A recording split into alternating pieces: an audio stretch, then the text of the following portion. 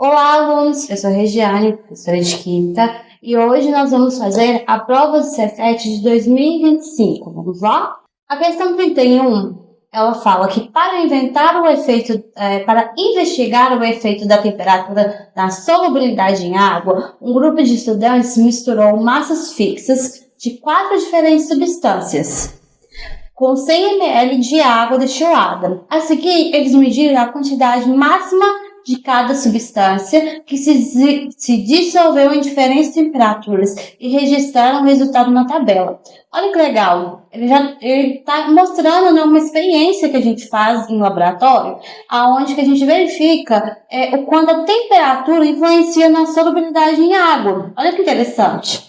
Vamos lá, olha, as massas de substâncias a 20 graus Celsius, elas têm 30, 40, 10 e 20 respectivamente. A gente pode ver aí no gráfico que quanto mais aumenta a temperatura, essas substâncias elas se comportam de forma diferente, né? Por exemplo, quanto mais a temperatura aumenta, mais a massa do sólido aumenta também, né? Isso quer dizer o quê? Que quanto maior a temperatura, menos solúvel essa substância é. Já o 2 é o contrário. Quanto maior a temperatura, mais solúvel ela apresenta, porque ela está diminuindo a sua quantidade em gramas. E a terceira, ao contrário também. Olha que legal, olha que interessante. Dentre todas elas, ela inicia com 10 gramas e com o aumento da temperatura, ela vai aumentando a sua quantidade de gramas. Ou seja, olha que engraçado. E a mesma coisa a temperatura 4. A substância 4, a gente não tem ali uma grande variedade de solubilidade. Ela começa com 20 e termina com 25. Ao contrário da primeira, que começa com 30 e finaliza com 50. Ou a segunda, que inicia com 40 e depois inicia com 24. Ou a terceira, que inicia com 10 e depois inicia com 58. Olha que diferentes elas se comportam de maneira diferente aí quando a gente aumenta essa temperatura. Com base nos dados das tabelas, os estudantes concluíram que a solubilidade da substância. Aí ele fala, né, pra gente resolver, a partir daquela tabela, o que a gente pode falar? A que mais aumentou com o aquecimento? Vamos voltar lá? Não é a que mais aumentou com o aquecimento. A gente pode ver que a diferença do inicial com o final, a gente tem uma diferença aí de cerca de 20. A outra, nós temos uma diferença de 16, mais ou menos. A 3, a gente tem uma diferença aí de 48. E a 4, a gente tem uma diferença de 5. Então, a 1 não é a que teve o maior aumento do aquecimento. 2, é a menor em temperatura próxima de 25 graus. Voltando lá, não. A gente está aqui, independente, vai ser a 3, né? Tanto no 20 quanto no 30. E a terceira, é a maior a partir de 50 graus Celsius. Sim, olha, você pode perceber que a partir dos 50 graus Celsius, ela é maior que vai ter aqui. Então, sim, a correta é a nossa 3. Vamos ver por que a D não é? 4 sofre alterações significativas com o aquecimento. É totalmente o contrário, né? Ela inicia lá com 20 e finaliza com 25. Ela teve uma variação muito pequena. Vamos lá, a próxima. 33. A indústria processa substâncias naturais de forma a purificá-las, agregando valor e transformando em seus estudos específicos para o consumo. É o caso do óleo essencial, que são líquidos voláteis extraídos de plantas e possuem diversas aplicações como medicina e na fabricação de perfumes. A figura mostra a aparelhagem usada para a obtenção de óleo essencial com as partes identificadas. Olha que legal a imagem. Ele mostra todo um processo, né, que a indústria vai fazer com substâncias naturais para a retirada do óleo essencial. Então, a gente tem aí, um balão X que está indo para o 1, que vai para o 2, que vai para o 3, que vai para o 4. Aí, no caso, a gente tem muitos processos de separação de substâncias, né, pessoal? Vamos lá. O processo de extração começa com a adição do balão X de fundo redondo, que é aquecido até gerar vapor. Esse vapor é conduzido ao balão que contém a ponta Parte 1, aquele unzinho do lado, né? Os componentes voláteis da planta, juntamente com o vapor d'água, são direcionados ao condensador. Parte 2. Os componentes, após serem resfriados, se acumulam em um recipiente, parte 3, e posteriormente, um a um, são coletados em outros frascos, parte 4. Nesse processo, a decantação entre o óleo essencial e a água ocorre na parte... Olha que interessante, o que seria decantação, vocês lembram?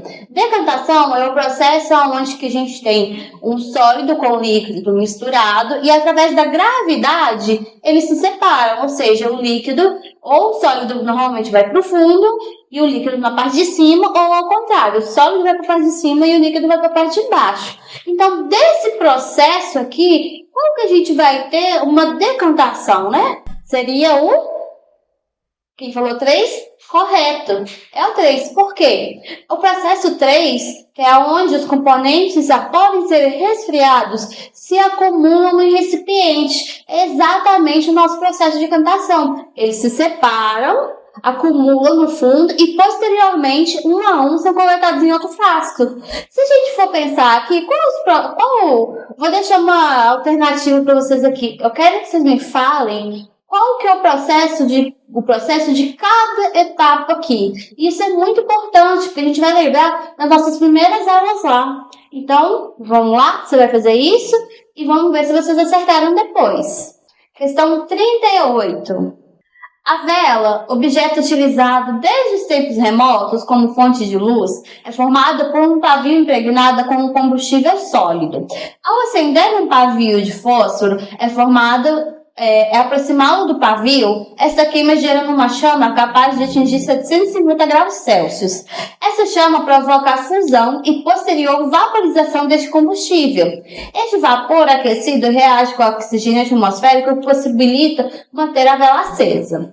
A tabela a seguir apresenta 4 materiais com suas respectivas propriedades. Conforme a tabela, o material adequado para impregnar o pavio ou seja, ele precisa de um material que seja inflamável e que tenha a propriedade de estar em estado gasoso até 750 graus, né, pessoal?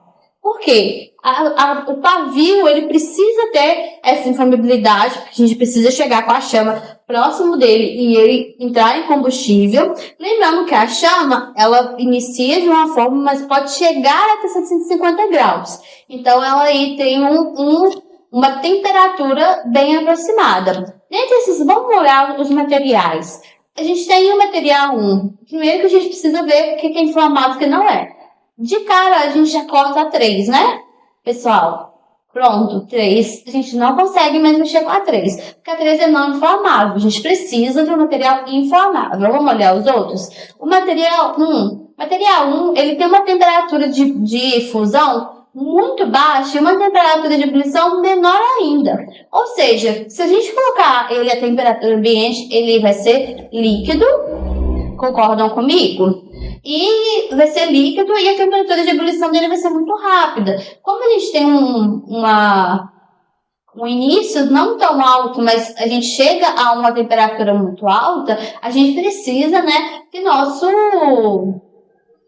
material tenha uma temperatura de ebulição um pouco mais alta. Passando para a 4, por exemplo, ele é inflamável, mas a gente tem um material onde que no estado a gente tem ele na temperatura ambiente, ele está sólido, né, pessoal? Porque a temperatura de fusão dele é muito alta. Ele é até maior do que eles indicam que a chama chega, que seria 750 graus.